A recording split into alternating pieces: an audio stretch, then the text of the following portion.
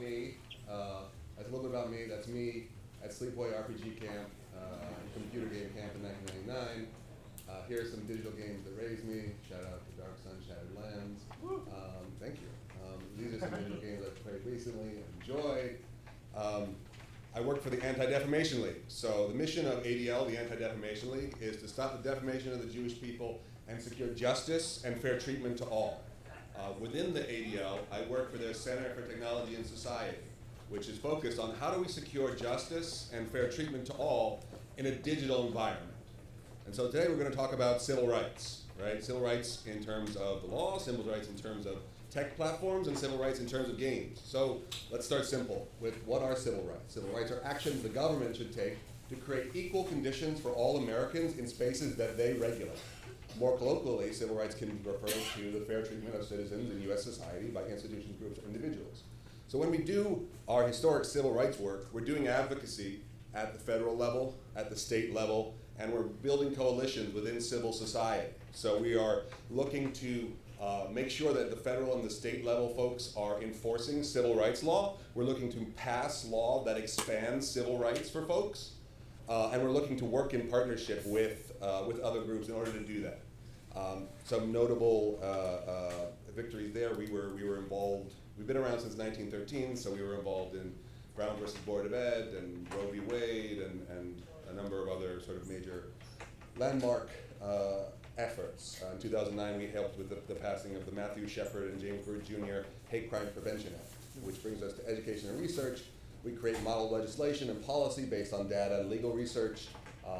45 states have hate crime laws based on our model statute, and the hate crime laws is something that we use a lot when we think about platforms and their policies. We train campus and community groups, law firms, all those kinds of training. And then we have incident response, where we have civil rights lawyers in our 26 regional offices who are aiding in civil rights concerns in communities around the country. When we talk about digital environment, civil rights in a digital environment, we're not necessarily talking about the law, right? We're talking about the terms of use or the code of conduct that govern a particular digital environment, right? And many of these sets of rules or codes of conduct are consistent with the spirit of US civil right law. When they created these things, they didn't have to be, but they are. So now I'm going to do something a little sacrilegious, which is I'm going to put up the text of the Civil Rights Act of 1964, opposite Facebook's current policy on hate speech. And if we look at the texts of these two pieces, right, they both are written, regardless of how they're implemented, in the same spirit, in the spirit of wanting to create spaces, whether physical or digital, that are inclusive, right? And the other piece is that they are based on texts or laws or rules that were less inclusive, right? The Civil Rights Act of 1964 comes from the 14th Amendment, right, that ensured equal protection under the law, but that wasn't happening. So we needed an additional law.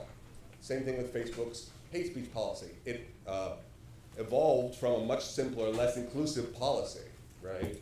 And so when a government is not enforcing the letter of their law in terms of civil rights, or when a platform is not living up to the spirit of the rules that they themselves have created, that's where we're doing sort of digital rights work, right? In the same way that we do advocacy with state and local governments and the federal government, we're talking to large tech companies, we're talking to emerging tech companies, and we're talking to people who are working on tech and civil and human rights to build coalitions to pressure the companies. We're doing research on policy frameworks, tools based on data to make sure that companies are living up to the rules that they themselves have made so far. We also do incident response in the same way. People are harassed online, they report into one of our regional offices, and we are able to flag that for the companies or just give them simple instructions on how do you report to a company, which is not always as easy as it should be. When we talk about games, so we're starting to think about games themselves as social platforms, and this is not. I'm sure there are maybe a dozen people in here who teach like history of games, right? And so this is not a new concept, but this is a new concept for ADL, right? And so when we talk about civil rights concerns in media and art, games functions both as media and art, but also when you look at online games as social spaces. So when we're looking at civil rights concerns in media and art, we're looking at whose story is being told, who's telling their story, how is that story being told, and what is it saying. When we're looking at social spaces, we're looking at who has access, or who feels safe, or what are the rules and norms, and how are they constructed. So, as I said, this is not new, but I think we're seeing folks like the CEO of Epic saying, in many ways, Fortnite is like a social network. The earliest virtual communities that I'm aware of were actually game environments, right? We're like multi-user dungeons, right? And so this is, again, not a new concept, but one that I think is getting more attention, and one that civil society, I was just at RightsCon, which is the largest tech and human rights conference in the world. Hundreds of people, 400 sessions talking about social platforms, society, technology's impact on society. Not a single panel or workshop about games. And the reason this is important is because the stuff like this, the second quote here, Gabrielle Richard is one of these scholars who has been working on these issues for a very long time. There are people who have been in the academy, people in game companies, lots of folks who have been working on this for a very long time on these issues, but this is a kind of normal occurrence that I hear of all the time. People silencing themselves, and you know, the word that I haven't heard said in this conference yet, and I didn't go to all the sessions, but 2019 is the 5th anniversary of Gamergate, which was a coordinated harassment campaign against progressive influences in games. There were no, it was huge. I've met game developers recently who were like, what's Gamergate, right? And that worries me. And Caroline Sinders, the scholar of online harassment, talks about Gamergate as a turning point, not just in games, but in the history of online harassment, right? As this sort of massive coordinated campaign. And there were no, despite the real damage done to folks, there were no, the only sort of court decision that I could find was by the person who had started it, pushing against the restraining order put on him by Zoe Quinn. Meanwhile, in 2019, Sargon of Akkad, who was a noted harasser during Gamergate, ran for parliament in the EU on an anti-immigration platform and laws. Candace Owens, who was radicalized by Gamergate, testified before the House of Representatives on hate crimes and white nationalism, and talking about how conservatives are the real victim here. Milo Yiannopoulos, who also came to prominence during Gamergate, was recently named the Grand Marshal of the Straight Pride Parade. So we start with, for ADL, looking at this in our way, having other people look at it. We look at the policies, we look at the rules that these game platforms have created for themselves. This is Fortnite's current policy on harassment and abuse. This is Twitter's in 2006. This is League of Legends right now. And actually you kind of see some of the same exact language from Facebook in 2006. And this is not just about policy, right? This is, I'm talking sort of at a high level about policy, but this is about the real impact that these communities have on people. So in a survey we did on harassment on social media, we included some game-adjacent platforms or game platforms along with looking at traditional social media. First of all, we see at the top, in terms of the people who use these platforms every day, Twitch was the #1 place where people were harassed. In terms of looking at other online gaming, which sort of lumps all of gaming together, more harassment there than on Twitter, because all over the press in terms of the forms of harassment that are there. And Discord is also pretty high up above WhatsApp, Twitter, Instagram, Snapchat, and YouTube. So,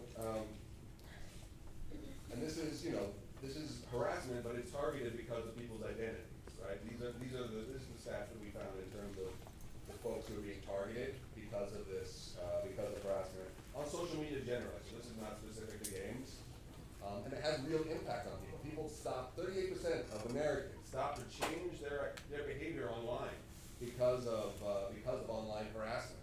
Right? People who need to be online for their jobs, right? For social reasons are stopping or changing their activity. 6% of Americans contacted the police because of harassment online, whether that's in a Twitch Discord or in a Facebook scenario. It's not okay. So we've sort of started the process of trying to connect with the game community and to talk with folks about how we can help. This is not, we're a very old civil rights organization, and this is not our space. And so this is the first time we're actually speaking at a game conference, right? We're talking with these kinds of groups. We did a convening at GDC last year with a variety of different folks, the IGDA and industry, to sort of talk about what we can do. And then we're really focusing on raising up and supporting the work of people who have been doing this for a very long time. So Dr. Karen Schreier, who's speaking tomorrow, we supported her work. ADL does anti-bias education in schools across the US. We reach 1.5 million school children. And we said, can we use that pedagogy to influence game developers? And so Karen had worked with us for a year to create basically a game jam framework where we have game jams across the United States that act as an intervention point for game developers to help them explore issues of identity, their own and others, with the idea that, doing it as a research study, can this influence folks' perspective on themselves, on others, their level of bias, the way they act on their bias. And so we sort of did this. Her report will be coming out tomorrow, actually. And we're going to look and see, can we take this training and turn it into something that we can then provide to the game industry as a means to help in some small way to move the needle on these issues. We've also started training our regions on incident response in game environments, right? So this is something that came to us the other day in Fortnite, right? And talking to them about how to, I'm being told to shut up, I guess, I don't know. Mysterious. Yeah, I guess. Anyway, I was going to make a very bad joke. Inopportune timing. Yeah, exactly. So we're starting to educate our region. We're starting to talk to game companies and say, hey, maybe not a swastika in Fortnite, and to talk about what it means to moderate content in these spaces in more aggressive and ways that make safer and more inclusive spaces for more folks. So in future work in 2019, our next fellow is going to be Gabriella D. Richard, who's going to be working on live streaming and esports in the same way we were working last year on how do we influence game developers. We're going to look at how do we use live streaming and esports to influence game players directly. We're going to do a survey of, just as we did a survey of online hate harassment in social media companies, we're going to do a survey that focuses on online game environments, which games, what communities are being targeted, to sort of raise awareness and put numbers on that. A big question for a lot of folks is, are white nationalists recruiting and radicalizing folks in online games, right? So we're going to try and get at that a little bit through the survey. And then we're going to be expanding Karen's work during our fellowship into a training, as I said. I'll just leave you with the last thing, which is right now we're talking about civil rights in digital spaces, the rules that game companies make for themselves or social media companies make for themselves. But soon, digital spaces will become more regulated. When I was at RightsCon, that was the word of the day, right? And so it's better, I think, for game companies to start or expand upon their work on these issues now versus waiting for when it really does become a question about civil rights